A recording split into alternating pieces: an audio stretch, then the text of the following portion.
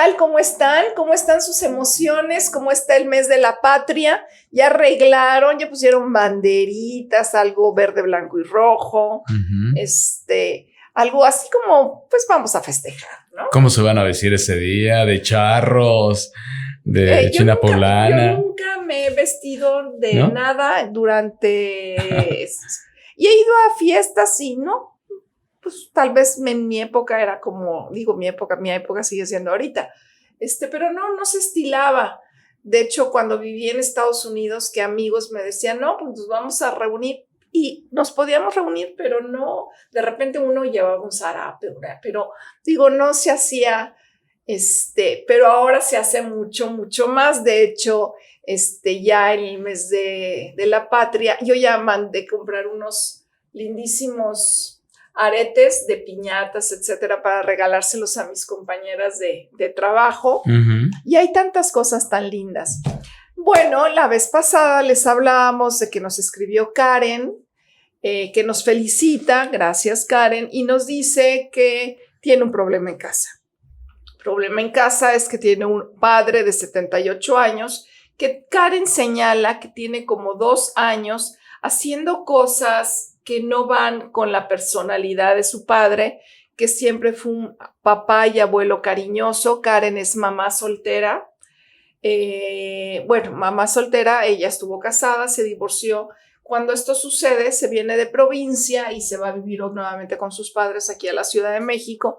Y todo surge maravillosamente, excelentes abuelos, excelente comunicación, el Día del Padre, van el papá de los niños con el abuelo, es un hombre afable que nunca se mete en líos, etcétera, pero que de 2 años para la fecha empieza con problemas de memoria, donde dejé las llaves, pero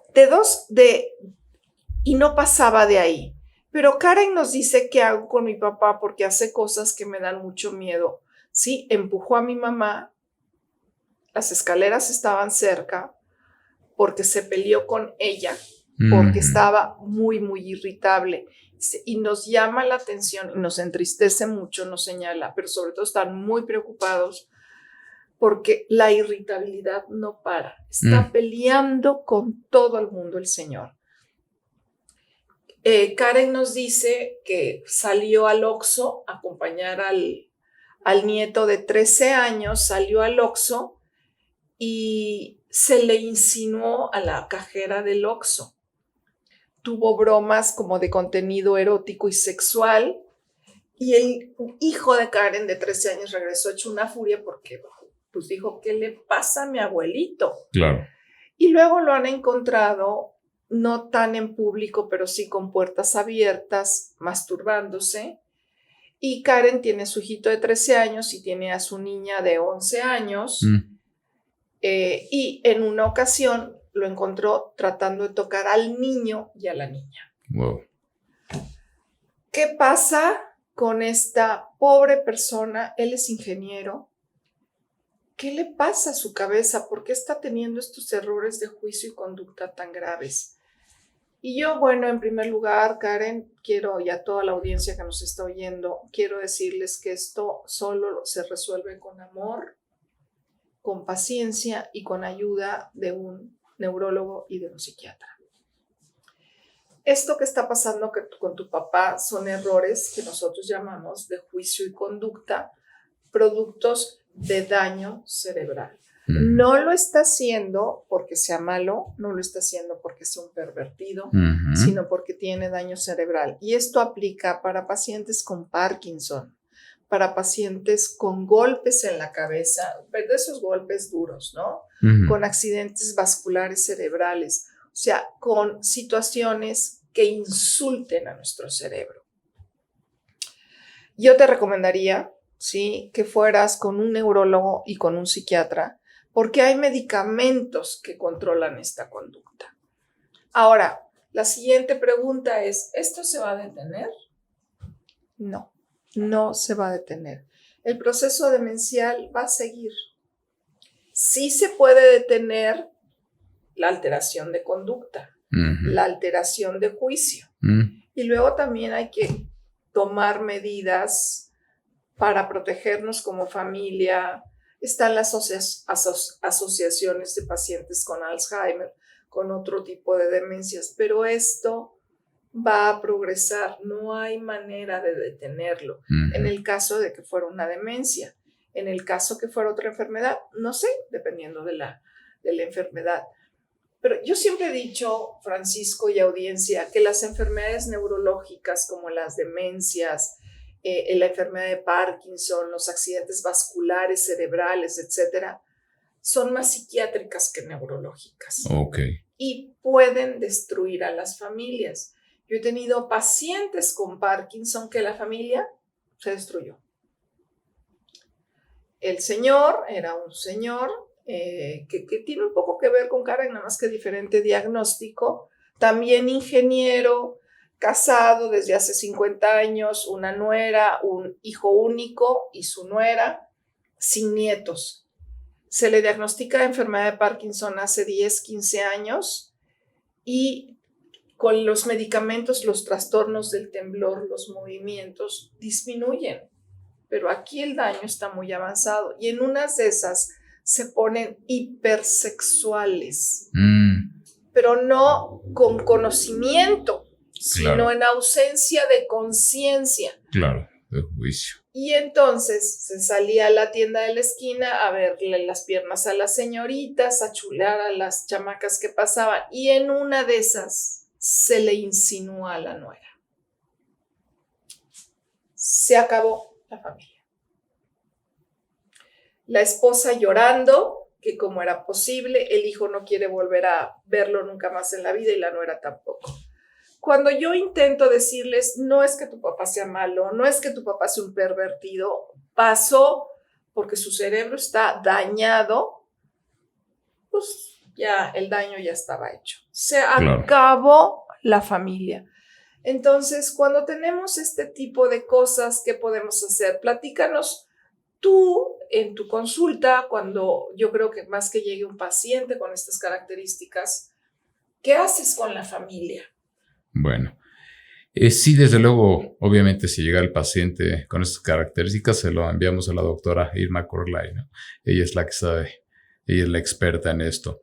Pero sí, el tema del trabajo familiar, como cualquier trastorno, es muy importante. ¿Por qué? Porque precisamente si hay un factor que la familia tiene, es la carencia del conocimiento, la ignorancia de lo que le está sucediendo a ese miembro de la familia, y piensan que es un borracho, un parrandero, un drogadicto por convicción, o que aquí es un pervertido.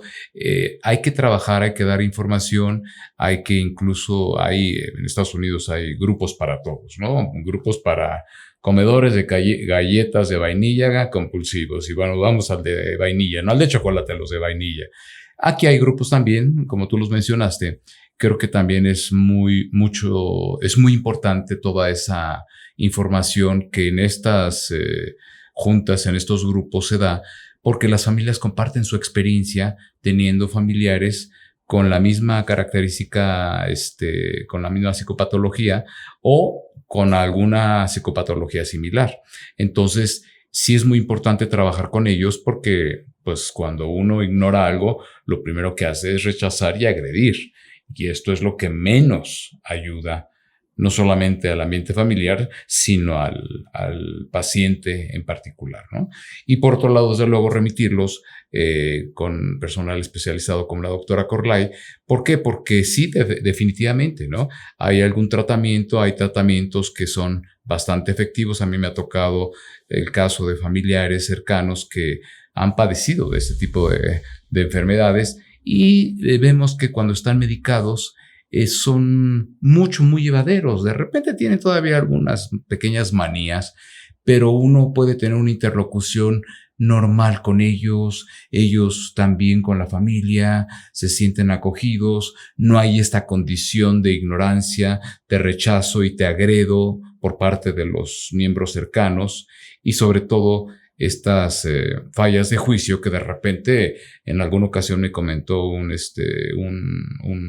compañero que llevaron a la persona, al señor, que no era tan grande, era una pregunta que yo te quería preguntar más o menos como de a partir de qué edad empezaba todo esto, lo llevaron al Ministerio Público y lo acusaron, hasta que, bueno, pues el perito dijo, bueno, señores, el señor está enfermo, tiene alguna patología mental, entonces llévelo con el especialista, no al Ministerio Público. Pero bueno, ese hecho marca mucho a la familia y a él también lo marcó mucho y bueno, por andar con esta hipersexualidad ahí toda desenfrenada, pero al final del día, bueno, pasa lo que sucede. Es muy importante las redes de apoyo, acuérdense, es muy importante. En el programa pasado hablamos de estos cambios de género, cambios de sexo. Si la familia no está presente ahí y no entiende que no es, en ese caso, en el caso anterior, no es una enfermedad, posiblemente sea una elección y hay que respetarla, y sobre todo cuando se hace a cierta edad, ya con cierto conocimiento de causa, en una etapa adolescente, adulta o adulta de preferencia, bueno, pues hay que apoyarlos, igual acá. Entonces hay que trabajar con información, que lean, que vayan a grupos, que compartan experiencias para que ellos mismos se van dando tips, incluso cómo hacer estos manejos que pueden ser como complicados y que pueden llevar a situaciones como de modificar la armonía o la funcionalidad familiar. Y bueno, el hijo, la hija en cuestión, pues está siempre con la angustia de que algo pueda suceder, más si hay niños de por medio. Entonces, doctora, yo te quería hacer varias preguntas. ¿Por qué el psiquiatra? Porque tú dices que esto pertenece más a tu orden, al orden de la psiquiatría, no tanto a la neurología. ¿Cómo podríamos hacer un diagnóstico diferencial con el Alzheimer? ¿Y a partir de qué edad empieza todo esto? La enfermedad de Alzheimer es una de las muchas formas de demencia. Hay muchísimas formas de demencia. Uh-huh. Alzheimer, bueno, porque el profesor Alzheimer fue el primero en describirla. Y otras formas, por ejemplo, en nuestro país la forma más frecuente de demencia es la vascular, que está relacionada a diabetes e hipertensión. Por eso es imperativo el control de la hipertensión y la diabetes, porque si no va a haber microinfartos cerebrales. Y yo lo veo, es que tiene microinfartos y creen que un microinfarto, bueno, pues sí es microinfarto, pero la secuela es mayúscula, por eso hay que bajar de peso. Uh-huh. ¿Sí? Por eso hay que hacer ejercicio y por eso hay que tener el control estricto de nuestro metabolismo. Por su edad, hay pacientes que empiezan después de los 60 y antes de los 60. Cuando se empieza antes de los 60 se llama presenil. Y después de los 60, senil. Se estima que ya las personas de 80 años ya tienen un porcentaje como de mayor riesgo de tener cualquier tipo de demencia. Pero afortunadamente, una cosa es tener demencia y otra cosa es envejecer sanamente y que se nos olviden algunas cosas. Claro. ¿Sí? Lo lógico es que se nos olviden algunas cosas con el paso del tiempo. Mi tía Nancy, que tiene 90 años y que fue una erudita en matemáticas, dice, lo veo, tengo que checar mis cuentas porque luego no me salen bien. Y dice, yo era buenísima en matemáticas, pero de ahí en fuera está perfectamente bien de todo. O sea, realmente no es nada más los olvidos, son alteraciones de conducta. Y Karen dice, puedo entender que el diagnóstico de demencia lo tiene mi papá y que tragedia. Lo siguiente que Karen pregunta es que si se hereda. Uh-huh. Lamentablemente sí. Uh-huh. Hay un factor genético. Lamentablemente sí. Lo siguiente que puede preguntar la audiencia es, ¿hay manera de detenerlo? Pues fíjense que sí. Las dietas son muy importantes. Tenemos que tener una dieta balanceada en ácidos omega. Hay varios tipos de ácidos omega. Recién va a salir un nutracéutico, porque ahora yo les he estado hablando mucho de la psiquiatría nutracéutica, la psiquiatría nutricional, que tiene 2 omegas, tiene folatos, tiene complejo B y tiene vitamina D. Y esto, porque nuestra dieta no complementa la cantidad que requerimos. Claro. Entonces, tomarlo sería maravilloso. Los ácidos omega de verdad sí funcionan para esto, el complejo B, etc. ¿Se va a detener? No se va a detener, pero sí va a mejorar la memoria. Y salirnos de esta idea de que los procesos demenciales son producto nada más de alteraciones, son nada más alteraciones de memoria. Es lamentablemente más que esto. Uh-huh. Por ejemplo, Karen, ¿qué va a pasar con tu papá? Él puede empezar a alucinar, ¿sí? Ver cosas, gritar. Es frecuente que los pacientes que tienen este tipo de daño, Francisco, vean niños. Ok. Y entonces ahí está la mamá, la abuelita diciendo que los niños que están ahí afuera de su cama la están molestando. Y siempre viene la interpretación mágica de nuestro país, que si son niños, que si son ángeles, que si son no sé qué cosa, o que vino mi mamá, que si son personas que ya fallecieron, y viene la interpretación mágica. Son verdaderamente problemas alucinatorios. Uh-huh. Otra forma también son los celos. Son unos celos que uno dice, ¿de verdad cómo puedes celar a la señora? Yo recuerdo a una paciente de un pueblo allá del norte, por allá de Culiacán, que me decía, su hijo, compañero mío de trabajo, cirujano, me dice, ¿puedes revisar a mi papá? Porque mira, lo que sucede en la casa no hay manera de que no pueda ser. La señora tenía que salir así, subirse al coche así, el señor médico, o los 12, 70 y tantos años, se ponía a manejar y la señora así. En un pueblo chiquito del norte, doña Lupita, ¿cómo está? ¿Que le vaya bien? No, bueno. Ya andas con te besaste con la acusaba de haberse acostado con los sobrinos, los primos, hasta con los nietos. Bueno, este señor, este doctor, no la llevó al ginecólogo para que le dijera el ginecólogo si la señora de 80 años había tenido sexo o no, porque lo estaba engañando. Entonces, estas situaciones que se llaman claros errores de juicio y de conducta, cuidado, audiencia, pueden estar señalando a gritos daño cerebral y se quitan, afortunadamente se quitan. El proceso sigue avanzando, pero los síntomas se pueden quitar. Entonces, las demencias van más allá, gracias a este comentario de estas preguntas de Karen, de alteraciones de memoria, de dónde dejé las llaves, cerré o no cerré la puerta, es que mi mamá empezó dejando prendido el gas y se le olvidaba y las tenemos que checar, olvida y pierde cosas, van mucho más allá. Ahora, la pregunta aquí sería, ¿cómo le hago para evitar eso? Pues nuevamente, todo lo que insulte al cerebro va a desencadenar un maremoto. Entonces, evitar la fiebre, el dolor de muelas, por eso hay que ir con el dentista, sobre todo las personas después de los 70 tienen que ir con el dentista. Una simple deshidratación es un maremoto en el cerebro. Una infección de vías urinarias, una fiebre por gripa, ¿sí? El simple hecho que el abuelito no haya tomado agua desencadena un maremoto. Entonces, siempre se tiene que informar. Como nosotros avisamos que el caso de Karen, otro de los, vamos a decir, búsquedas de ayuda con nuestra ayuda, con nuestra participación, es la señora, creo que la señora se llamaba Erika, que dice que tiene un hijo con discapacidad de 40 y tantos años que está teniendo estas conductas. Sí es demencia, ¿qué es?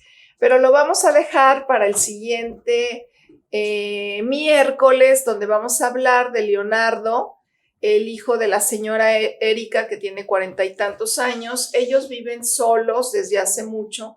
Y él nació, si mal no recuerdo, con el cordón umbilical enredado y fue un parto muy, muy prolongado. Entonces vamos a ver qué podemos hacer para ayudar a la señora Erika, que vive sola con su hijo de 40 y tantos años. La señora Erika tiene un poquito más de 70, todavía es joven, pero dice, ¿qué sigue? ¿Cómo puedo ayudarlo más? Nos vemos el próximo miércoles en este mes de la patria. Yo sé que hay muchas personas que festejan con pozole y con un montón de cosas muy ricas. No dejen de hacerlo y que viva México. Muchísimas gracias a todos ustedes.